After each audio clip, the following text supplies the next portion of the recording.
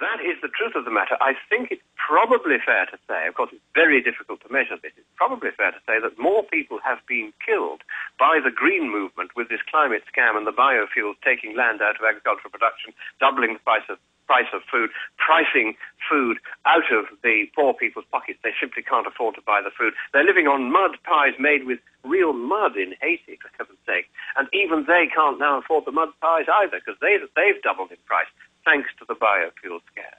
And so, yes, we are now probably seeing more deaths arising from the behavior of the Hitler Youth and, more sinisterly, the people who are behind them and paying for them and indoctrinating them. Those are the ones we really need to track down and root out and shove in jail for the rest of their nasty little lives. Because we are killing people probably in larger numbers now than Hitler did when he killed the Jews. We're killing them of starvation because the West doesn't care about anything except some putative icicle dribbling somewhere in Greenland, all of which is entirely within the natural variability of the climate, as we now know from the ClimateGate emails, which expose the fraud that's been perpetrated by these scientists. On the one hand, they're telling us only this week that this decade has been the warmest since records began 150 years ago, which admittedly is not particularly a surprising conclusion because we've had 300 years of global warming starting in 1695.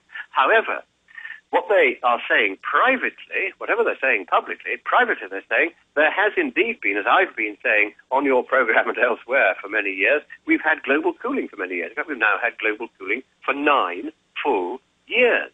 They're admitting this privately in these emails. A very recent one says exactly this.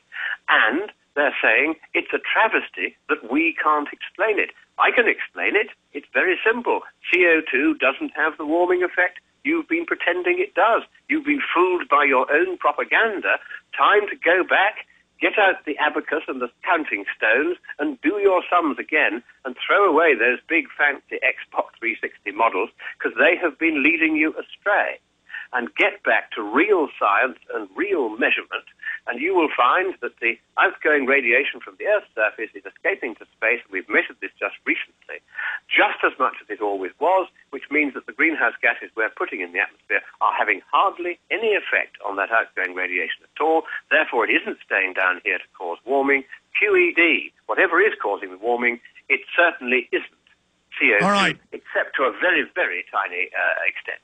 Lord Monckton, you gave us an hour earlier this week. I know you're very busy. I'm going to let you go. We also have G. Edward Griffin here in studio with us. But in closing, I'd like you to give us your website.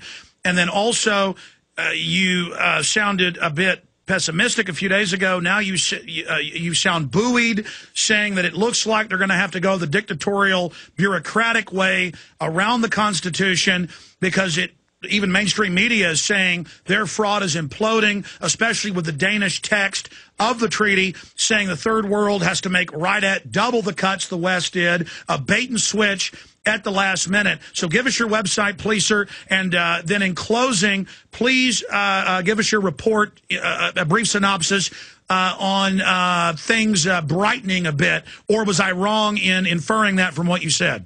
No, that's very good, because the website, first of all, is scienceandpublicpolicy.org, and I'm doing a more or less daily blog from the conference on scienceandpublicpolicy.org, so you can get all the details of what's in this treaty, all the small print. It's all in there, because I'm giving quite detailed results on that. The reason why I think I remain hopeful, apart from my religion, which teaches us that we should always hope even in the darkest hour. But also, I think it is very clear from the shrill hysteria of the propaganda here that these people know, the ones who are peddling this here in Copenhagen, they know this is the last chance saloon, not for the planet, which was saved 2,000 years ago and doesn't need to be saved again, but for them. They know that if they can't get what they want at Copenhagen, they will never get it again, because the investigations into the ClimateGate emails are going to lead to criminal prosecutions, not only for destroying data which have been validly requested by other scientists to check all these bogus results, but also because these results, in fact, several of them, amount to scientific and financial fraud. And I've had 2 professors on to me, one from America, one from Canada, just in the last few days, saying they want me to put them in touch with the right policeman in the United Kingdom. And in fact, he's a police superintendent in East Anglia Constabulary, so that they can report how they were manoeuvred, manipulated, had their papers tampered with, delayed publication, prevented publication, so they couldn't put alternative views. They had papers that should have been in the IPCC's reports suppressed, so they weren't considered. All of these games were going on, and all of these in furtherance of what is now quite clearly the largest and worst financial fraud the world has ever seen. So if they don't get what they want at Copenhagen, they know they'll never get it later because the fraud prosecutions and investigations will have started. If they do get what they want at Copenhagen, they won't be able to make it stick. Too many people now have cottoned on to the fraud. Too many people, ordinary people that is, people who are not in the governing class, the little guy rather than the big guy. The little guy has now woken up. And if the little guy stands together with the other little guys and just says boo, the big guys will run a mile. Lord Christopher Monckton, then it's safe to say, with your astute political analysis of this, you've been at the heart of fighting this for more than 2 decades, that the heart of world government, as Ban Ki-moon and Von Rompuy and all of them has said, their global carbon tax dictatorship is hemorrhaging to death. And are you saying all the king's horses, all the king's men, if we the patriots for liberty continue to expose them, that all the king's horses, all the king's men can't put the lying fraud Al Gore back together again? That's right. I think Humpty Dumpty Gore is now in pieces on the floor, dribbling untidily. The fact that he has had to lie even about the date of the ClimateGate emails, where he's trying to say that they were all at least 10 years old, when most of them weren't even, some of them weren't even 10 days old. Clearly, there is desperation there now. The fact that this serial liar is lying yet again, and this time about the ClimateGate emails, shows how utterly incredible and useless a figure he has now become. It's time for him to send back his Nobel Peace Prize. It's time for Obama to send back his Nobel Peace Prize.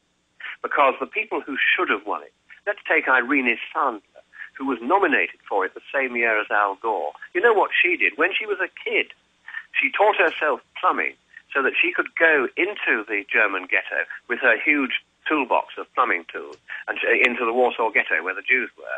And she would then take one Jewish child every day in the Hidden Falls bottom, in her bag, and she got them out, and she saved hundreds of little Jewish children's lives. That's what the Peace Prize should have been given. Well, we're trying to save the millions of Africans. They want to starve to death. Lord Monckton, thank you so much for the time. You've been gracious enough to say that before the conference ends, you'll pop back in again with us sometime next week. Be safe out there. These vipers are dangerous. God bless you.